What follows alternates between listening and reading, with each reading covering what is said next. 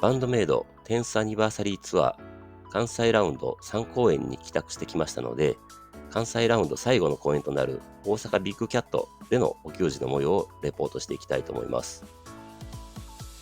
京都 KBS ホールのお給仕から1日挟んで、2023年4月24日の開催でした。1日挟んだ日が日曜日ということもあり、全国から来たご主人様お嬢様が京都の聖地巡礼されてました。小鳩さんが紹介していた六角堂、香炉庵茶舗、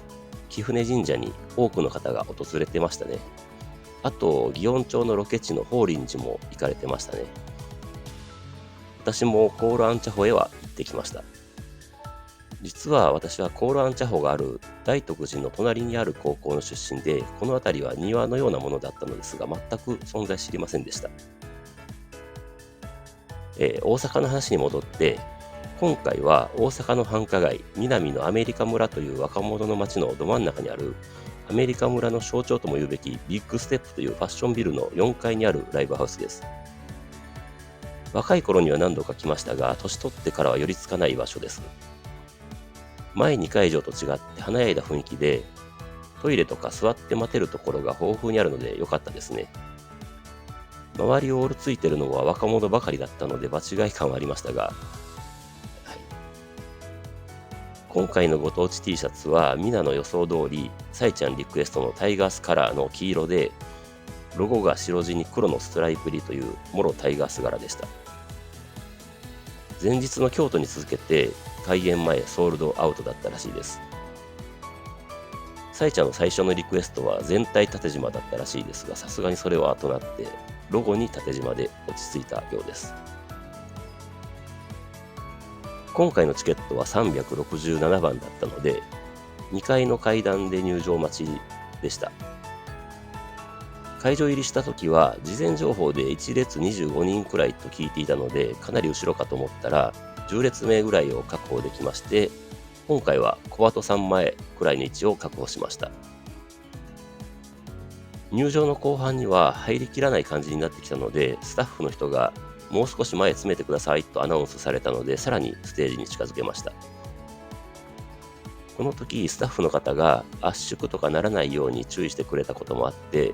結果この日も圧縮なしでした。素晴らしいですね。ちなみにお嬢様エリアはミサさん側の最前列あたりでした。今回も19時定刻ぴったりにお給仕開始です。オープニング SE が始まり、ミサさん、ミンチョ、小鳩さん、あーちゃん、サイちゃんの順に入場です。この日は最後の関西とあってか、手拍子や歓声がひときわ大きかったような気がしました。まずはドミネーションです。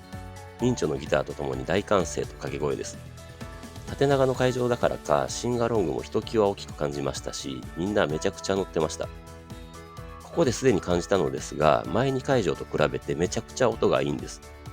立ってる場所的なものもあるかとは思いましたが、すべての楽器とボーカルが絶妙なバランスで聞こえてきましたし、何よりもドラムの音が良かったです。実はお給仕参加はこの大阪ビッグキャットでまだ6回目なのですが、これまでで一番音が良かったように思います。今回は小鳩さん前ということで、左からミサさん、小鳩さん、あーちゃん、サイちゃんはよく見えるのですが、ミンチョがほぼ全く見えないという状況でした。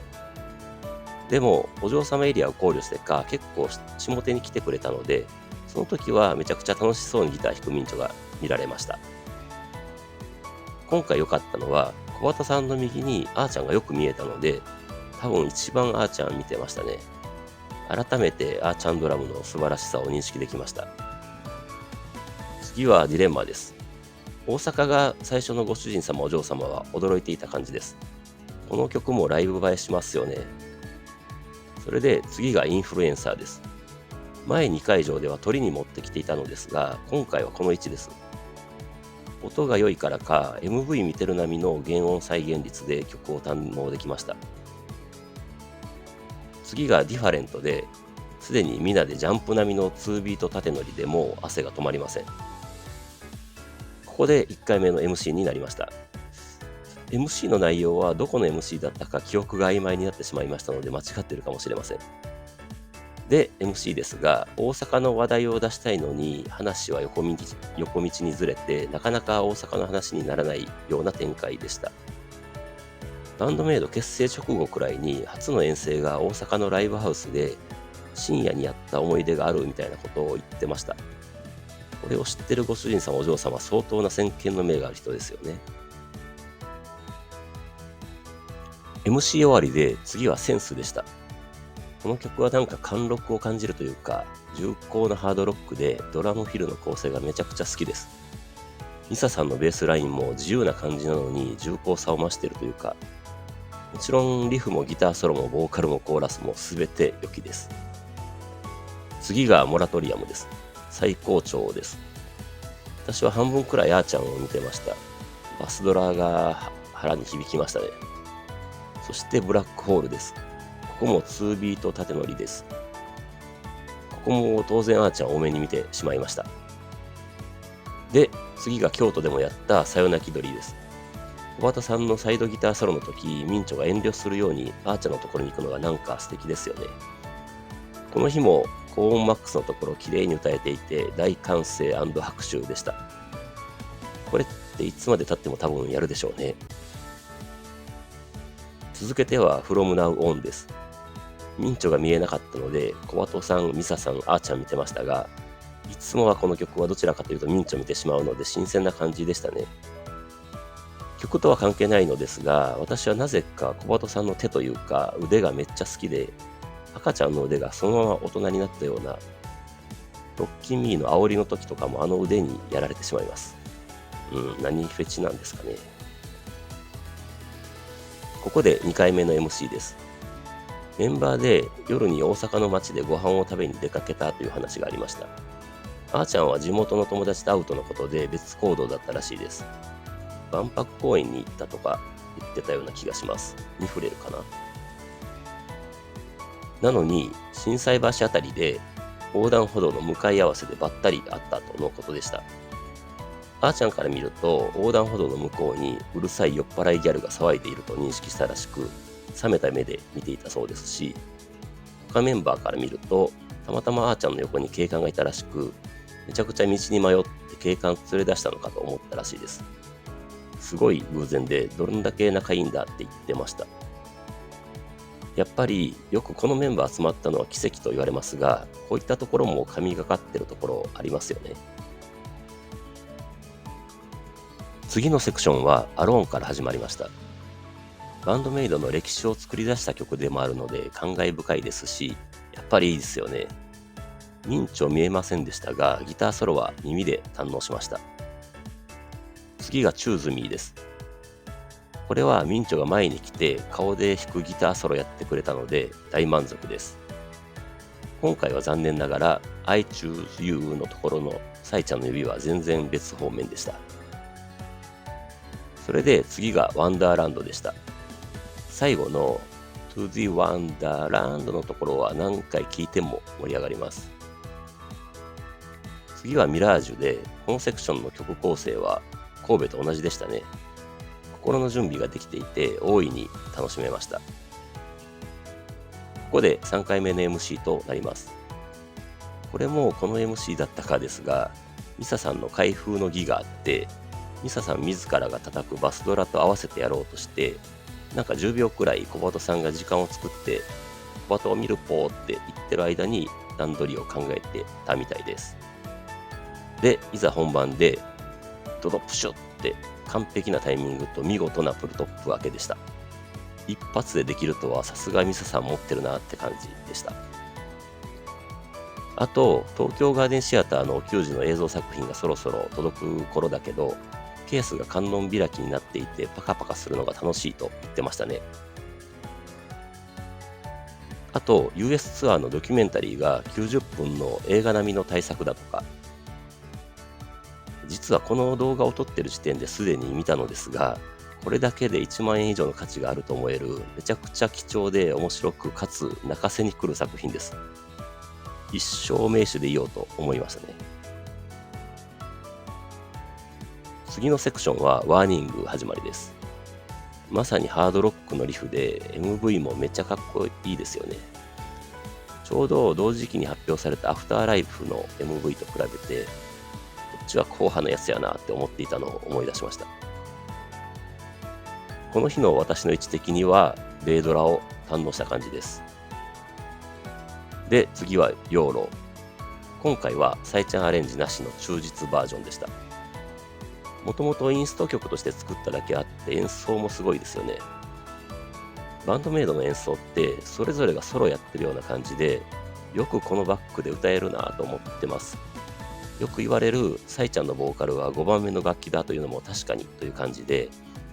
それぞれがソロやってるような感じなのに全体としてまとまっているという信じられない構成力だと思います。それで次がデイドリーミングです。何回も言ってますが音が良かったのでもう最高でした。ちなみに MV では最後のサビの時にあーちゃんが穴あきシンバルをシャンシャンって鳴らしてるところがすごく好きなんですが、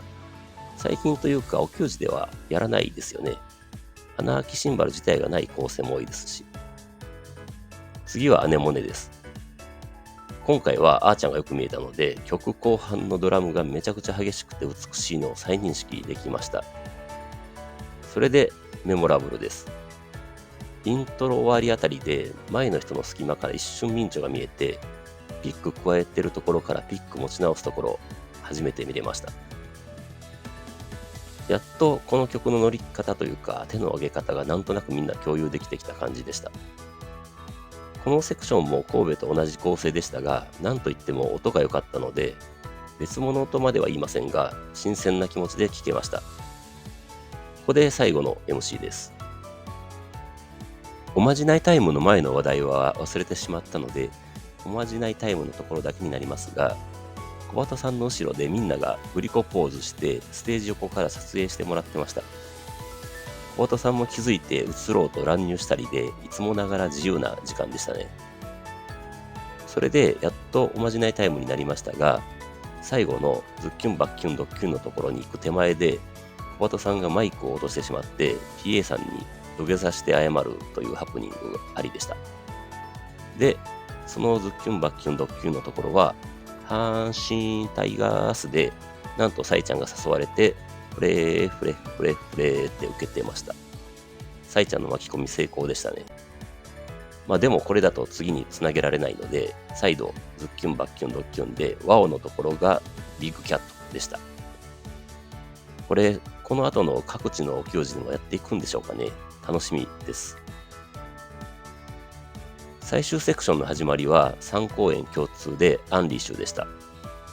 この日は結構だんだんディディダンダンのとこ言えたような気がします。誰かがツイッターでつぶやいてましたが、音程が難しいんですかね。次は U で、関西ではこれで3回もやってくれたけど、他はどうなんだろうかと。U 待ってる人多いと思うんですよね。次はノーゴッドです。心と体の準備バッチリでしたので、思いっきり飛び跳ねましたし、限界が来てる声を振り絞って、おーおー言いました。で、エンドレスストーリーです。ここもみんなめちゃくちゃ声出てて、サイちゃんの最高をもらいました。鳥はスクリーミングです。イントロに乗せながら、サイちゃんがラストって叫ぶのがめっちゃ合ってました。最後の書き鳴らしで終わった時、サイちゃんが最後にありがとうって言っていて、お互い最高に楽しめたのかなと思いました。最後の挨拶で小鳩さんとサイちゃんが一緒にお立ち台に乗って、サイちゃんが小鳩さんの肩に手をかけてたような気がしたのですが、こんなの今までなかったと思います。サイちゃんっていつもは結構さっと履けますよね。結構前だったので少し期待したのですが、ピックはゲットできませんでした。次回以降に期待です。私もそうなんですが、3日目ということもあるのか、大阪が一番ノリが良かったように思います。みんなガンガン手挙げてたし、体動かしてたし、なんといっても声が出てました。お給仕後のサイちゃんのツイートでも、ほんまめっちゃ最高やとか好きってつぶやいてましたし、そうなんだなと思います。はい。